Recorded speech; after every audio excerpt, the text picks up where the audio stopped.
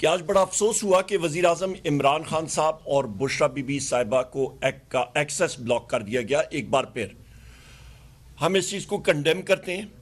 توشہ خانہ 2 کیس جو ہے وہ ڈیفر ہوا ہے، اور پچھلی بار جب ہوا تھا تو وزیر اعظم عمران خان صاحب کو انکمیونیکاڈو یعنی کہ ان کو دنیا سے بالکل منقطع ان کا رابطہ ہو گیا تھا، اور ان کو جو سہولیات جیل مینول میں ان کو ان کا حق ہے وہ بھی ان سے چھین لی گئی تھیں.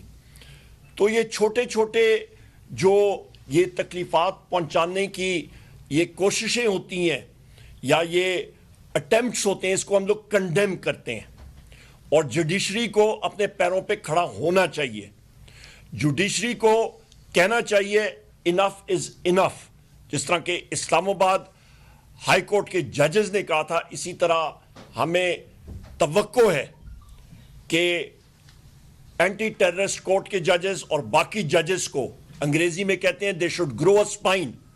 ریڑھ کی ہڈی ذرا مضبوط کریں، کوئی لوہا انجیکٹ کریں، کوئی ٹائٹینیم انجیکٹ کریں، ٹرانسپلانٹ کرائیں، پر ذرا مضبوط سی سے کھڑے ہو جائیں. میں ان لوگوں کا ابھی نام لوں گا تو آپ کا یہ ٹرانسمیشن وہ کاٹ دیں گے، اور آپ کے ساتھیوں نے مجھے کہا تھا کہ جی نام ذرا اولا رکھا کریں ورنہ آپ کی ٹرانسمیشن اڑ جاتی ہے. وہ مسکرا رہے ہیں میرے ساتھی جنہوں نے یہ تجویز بھی مجھے دی تھی، تو اور ہنس بھی رہے ہیں ساتھ.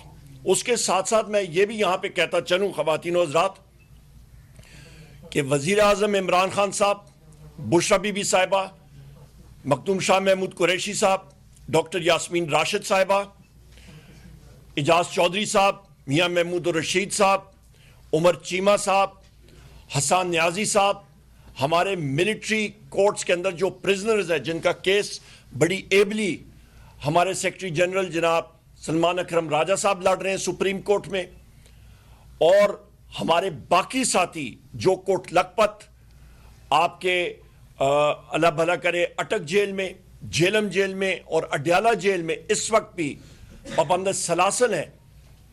یہ سب کے سب پولیٹیکل پرزنرز ہیں. پاکستان کی جیلیں بھری ہوئی ہیں. ہم اس چیز کو کنڈیم کرتے ہیں. پاکستان میں آئین اور قانون کی بالادستی ہونی چاہیے جو کہ نہیں ہے، اور چونکہ پاکستان میں آئین اور قانون کی بالادستی نہیں ہے، پاکستان میں انویسٹمنٹ 0/0/0. آپ جا کے ملیں دیکھ لیں، فیکٹریاں دیکھ لیں، کاروبار دیکھ لیں، سب کا سب بند. آپ زراعت کا شعبہ دیکھ لیں، بند. آپ سروسز سیکٹر دیکھ لیں، بند. انویسٹمنٹ کرنے کے لیے کوئی تیار ہی نہیں ہے. آپ کا لارج سکیل مینوفیکچرنگ جو انجن ہوتا ہے آپ کی معیشت کا، وہ منفی گروتھ ریٹ. اس کا مطلب ہے کہ آپ کی گاڑی کا انجن رنگ پسٹن اس کے اڑ گئے ہیں، انجن سیز ہے، اور آپ کہتے ہیں کہ جی گاڑی چل رہی ہے. او بھائی آپ کس کو بے وقوف بنا رہے ہیں؟ کوئی الف بے معیشت کی ہم نے بھی پڑھی ہوئی ہے. یہ بینکر ہیں شبلی صاحب، یہ کوپریٹ لائرز بیٹھے ہوئے ہیں یہاں پہ، ان سے پوچھیں کون سی معیشت چل رہی ہے. میں چیلنج کرتا ہوں، آ جائے میرے ساتھ. یہ کہتے ہیں جی مہنگائی کم ہوتی ہے، آ جائے میرے ساتھ. اکیلا میں جاؤں گا، میرے ساتھ آ جائیں آپ کیمرہ مین سارے، آپ کی میڈیا کی ٹیم ہو. حکومت کا جو شخص کہتا ہے کہ مہنگائی کم ہو گئی ہے وہ آ جائیں. ہم لوگ جاتے ہیں، ذرا آرے بازار جاتے ہیں، ہم لوگ جودھیا بازار جاتے ہیں، مختلف بازار ادھر ہم لوگ جاتے ہیں، پنڈی میں، پشاور میں، اور پوچھتے ہیں لوگوں سے. یہ جو یہاں پہ بلند و بالا دعوے کرتے ہیں نا وزراء کہ جی مہنگائی کم ہوتی ہے، ان سے بڑا جھوٹا کوئی نہیں ہے دنیا پہ. صفحہ ہستی میں کوئی اتنا بڑا کوئی جھوٹا نہیں ہوگا جتنے یہ ہیں. عوام کہاں پہ چلی گئی ہے؟ بجلی کا ریٹ 75 روپے یونٹ پہ تھا، پی ٹی آئی کے دور میں 17 روپے یونٹ تھا. گیس کا بل دیکھ لیں، لوگ تڑپ رہے ہیں. آٹا، چینی، دالیں، گوشت، مرغی، آلو، سبزی، ہر چیز کو آگ لگی ہوئی ہے. جس کو آپ پرچیزنگ پاور کہتے ہیں، قوت خرید، وہ لوگوں کے ہاتھوں سے نکل گئی ہے.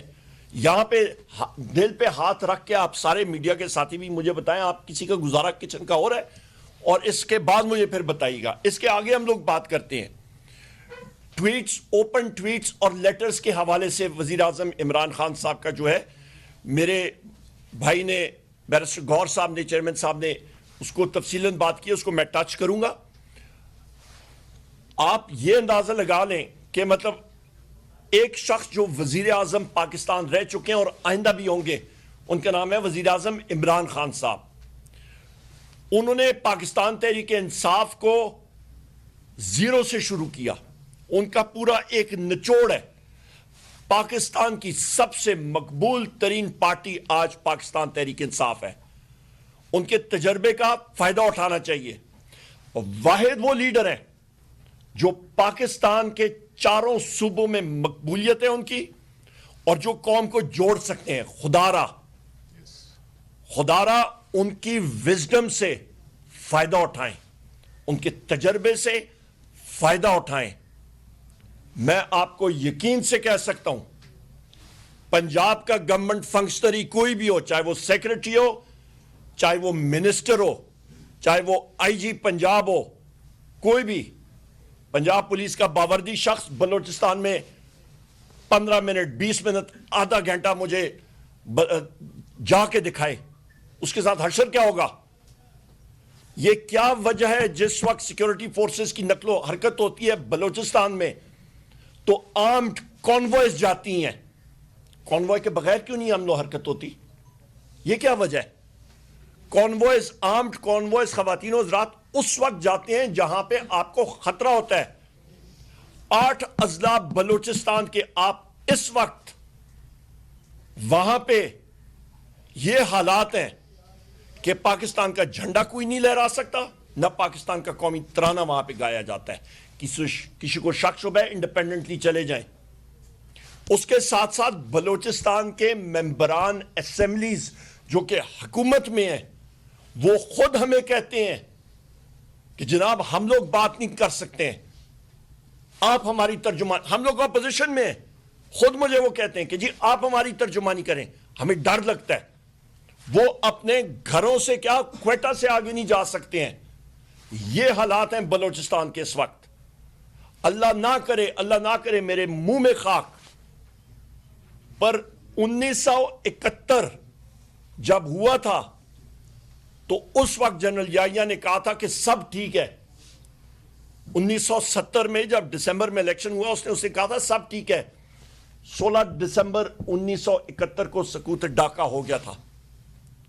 ہوش کے ناخن لے, پختون بیلٹ بلوچستان کا ان ساروں نے ایکا کی ہے. مارنگ بلوچ صاحبہ کی بات کریں, ترجمانی کر رہی ہیں وہاں پہ بلوچ یوتھ کی بھی. وہاں پہ سیکشن 144 لگتا ہے, لاکھوں لوگ نکلتے ہیں وہاں پہ. انہوں نے ڈیفائی کیا, ایک مطلب کسی چیز کو نقصان نہیں پہنچایا. اور وہ خواتین بلوچستان جیسے معاشرے میں باپردہ خواتین جو ہیں وہ باہر نکلی اپنے حقوق کے لیے. ہوش کے ناخن لیں. یہ انفورسڈ ڈس اپیرنسز کا پکھنڈ ختم ہونا چاہیے.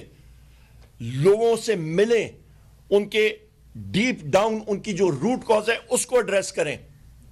یہاں پہ ایک اور میں بات کرنا چاہوں, اس کو کہتے ہیں a symmetric warfare. Pakistan India کی جنگ ہوتی ہے سیمیٹرک ہوتی ہے, 2 فوجیں لڑتی ہیں. اے سیمیٹرک ہوتی ہے, گوریلا وارفیئر ہو رہی ہے. آپ کے بارڈر ایریاز پہ بلوچستان میں اے سیمیٹرک وارفیئر ہے.